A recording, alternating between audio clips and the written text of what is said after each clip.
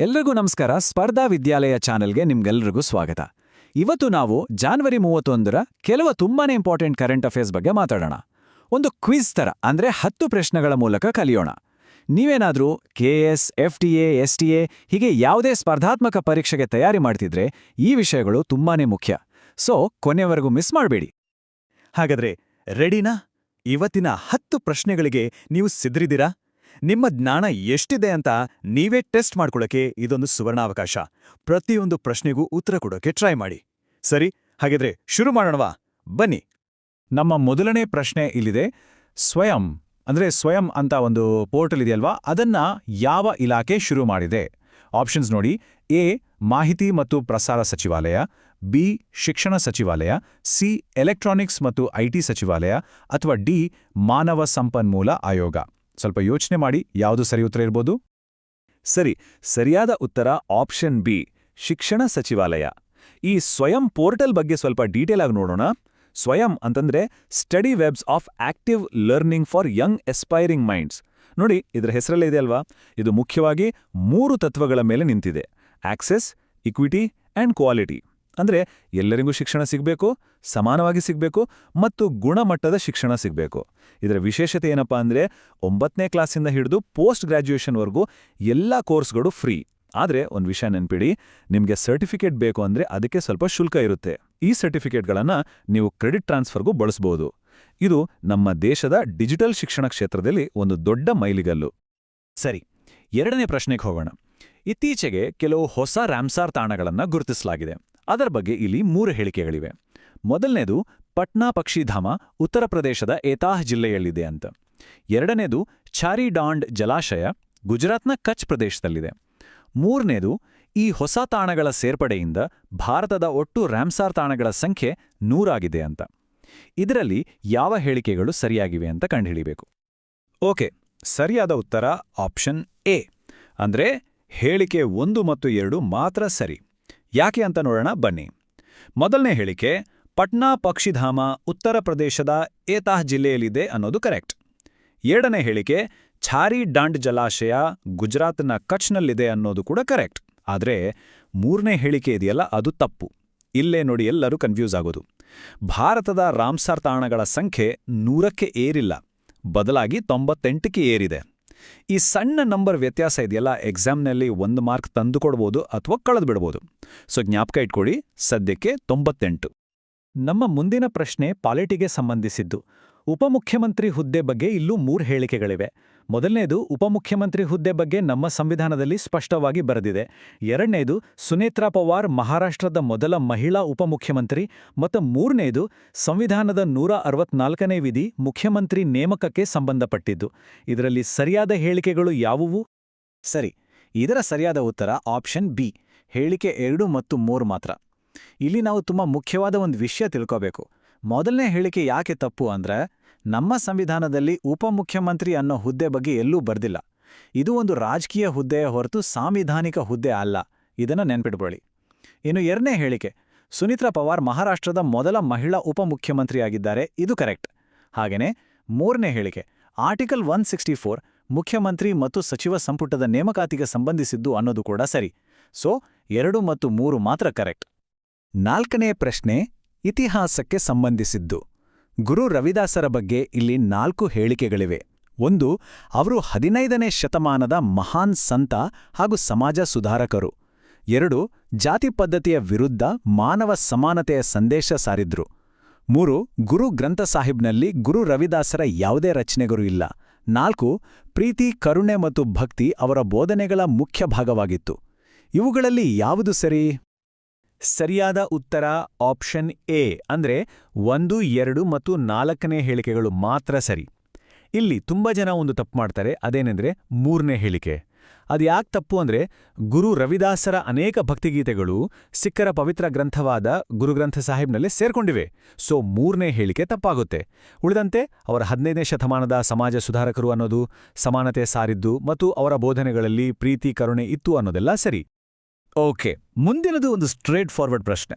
ನಮ್ಮ Indian coast guard ಅಂದ್ರೆ ಭಾರತೀಯ ಕರಾವಳಿ ರಕ್ಷಣಾ ಪಡೆಯ ಸಂಸ್ಥಾಪನಾ ದಿನ ಅಥವಾ ಫಾರ್ಮೇಷನ್ ಡೇ ಯಾವತ್ತು? ಆಪ್ಷನ್ಸ್ ಇವೆ: ಜನವರಿ 26, ಆಗಸ್ಟ್ 15, ಫೆಬ್ರವರಿ 1 ಅಥವಾ ಡಿಸೆಂಬರ್ 4? ಸರಿಯಾದ ಉತ್ತರ ಆಪ್ಷನ್ ಸಿ, ಫೆಬ್ರವರಿ 1. ಈ ಟೈಮ್ಲೈನ್ ನೋಡಿ. ಇಂಡಿಯನ್ ಕೋಸ್ಟ್ ಗಾರ್ಡ್ ಸ್ಥಾಪನೆಯಾಗಿದ್ದು 1977ರಲ್ಲಿ. ಇಂದು ಈ ಪಡೆ ಹತ್ತತ್ರ 155 ಹಡಗುಗಳು ಮತ್ತು 80 ವಿಮಾನಗಳನ್ನು ಹೊಂದಿದೆ. ಅಷ್ಟೇ ಅಲ್ಲ, 2030ರಷ್ಟೊತ್ತಿಗೆ 200 ಹಡಗುಗಳು ಮತ್ತು 100 ವಿಮಾನಗಳನ್ನು ಹೊಂದುವ ದೊಡ್ಡ ಗುರಿ ಇಟ್ಕೊಂಡಿದೆ. ನಮ್ಮ ಕರಾವಳಿ ಭದ್ರತೆಯಲ್ಲಿ ಇದರ ಪಾತ್ರ ತುಂಬಾನೇ ದೊಡ್ಡದು. 6ನೇ ಪ್ರಶ್ನೆ ಇಲ್ಲಿದೆ. ಭಾರತ ಪರ್ವ 2026 ಅನ್ನೋ ಕಾರ್ಯಕ್ರಮವನ್ನ ಯಾವ ಸಚಿವಾಲಯ ಆಯೋಜಿಸಿತ್ತು? ಆಪ್ಷನ್ ಎ ಸಂಸ್ಕೃತಿ ಸಚಿವಾಲಯ, ಬಿ ಪರ್ಯಟನ ಸಚಿವಾಲಯ, ಸಿ ಮಾಹಿತಿ ಮತ್ತು ಪ್ರಸಾರ ಸಚಿವಾಲಯ ಅಥವಾ ಡಿ ಗೃಹ ಸಚಿವಾಲಯ? ಸರಿಯಾದ ಉತ್ತರ ಆಪ್ಷನ್ ಬಿ, ಪರ್ಯಟನ ಸಚಿವಾಲಯ. ಭಾರತ ಪರ್ವ ಅನ್ನೋದು ನಮ್ಮ ಗಣರಾಜ್ಯೋತ್ಸವ ಆಚರಣೆಯ ಒಂದು ಭಾಗ.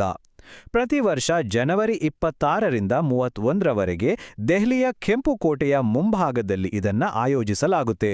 ಇದರ ಮುಖ್ಯ ಉದ್ದೇಶ ಏನಪ್ಪಾ ಅಂದ್ರೆ, ನಮ್ಮ ಭಾರತದ ವೈವಿಧ್ಯಮಯ ಸಂಸ್ಕೃತಿ, ಪರಂಪರೆ ಮತ್ತು ಪ್ರವಾಸೋದ್ಯಮದ ಶಕ್ತಿಯನ್ನ ಇಡೀ ಜಗತ್ತಿಗೆ ತೋರಿಸೋದು.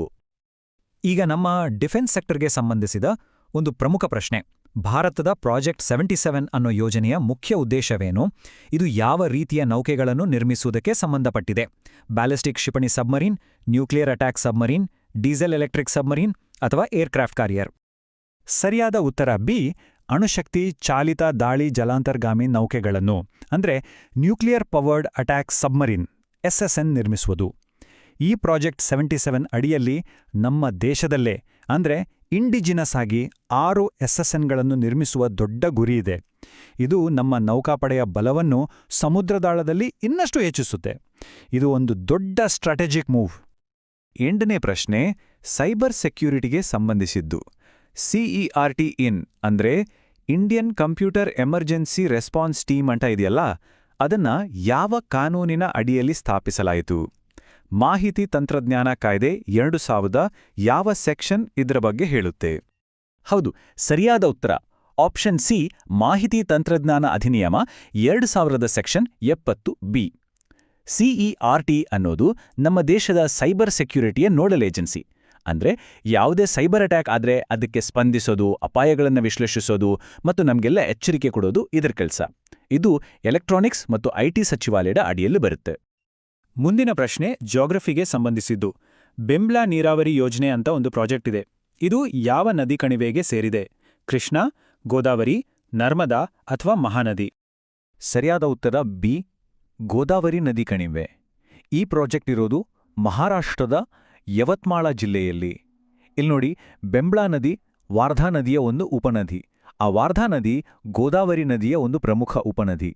ಹೀಗಾಗಿ ಬೆಂಬ್ಲಾ ಯೋಜನೆ ಪರೋಕ್ಷವಾಗಿ ಗೋದಾವರಿ ನದಿ ಕಣಿವೆಯ ಒಂದು ಭಾಗವೇ ಆಗುತ್ತೆ. ಸರಿ, ಈಗ ಇವತ್ತಿನ 10ನೇ ಮತ್ತು ಕೊನೆಯ ಪ್ರಶ್ನೆ. ಭಾರತದ ಮೊದಲ ಡಾಕ್ಟರ್ ಬಾಬಾ ಸಾಹೇಬ್ ಅಂಬೇಡ್ಕರ್ ವಕೀಲರ ತರಬೇತಿ ಮತ್ತು ಸಂಶೋಧನಾ ಕೇಂದ್ರವನ್ನ ಎಲ್ಲಿ ಸ್ಥಾಪಿಸಲಾಗಿದೆ? ಆಪ್ಷನ್ಸ್ ಪುಣೆ, ನಾಗ್ಪುರ, ತಾಳೋಜ, ನವಿ ಮುಂಬೈ ಅಥವಾ ಔರಂಗಾಬಾದ್? ಸರಿಯಾದ ಉತ್ತರ ಆಪ್ಷನ್ ಸಿ, ತಾಳೋಜ, ನವಿ ಮುಂಬೈ.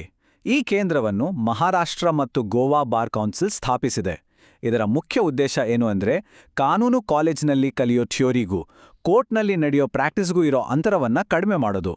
ಇದು ನಮ್ಮ ದೇಶದ ಲೀಗಲ್ ಪ್ರೊಫೆಷನ್ ಕ್ವಾಲಿಟಿಯನ್ನ ಹೆಚ್ಚಿಸೋಕೆ ಒಂದು ಒಳ್ಳೆ ಹೆಜ್ಜೆ. ನಮ್ಮ ಕ್ವಿಜ್ ಮುಗೀತು, ಆದರೆ ಹೋಗೋ ಮುಂಚೆ ಕೆಲವು ಪ್ರಮುಖ ವಿಷಯಗಳನ್ನ ಫಟಾಫಟ್ ಅಂತ ನೋಡ್ಬಿಡೋಣ. ಆರ್ಟಿಮಿಸ್ 2 ಅಪೋಲೋ ಮಿಷನ್ ನಂತರ ಮನುಷ್ಯರನ್ನ ಚಂದ್ರನ ಸುತ್ತ ಕೊಂಡೊಯ್ಯುವ ಮೊದಲ ಮಿಷನ್.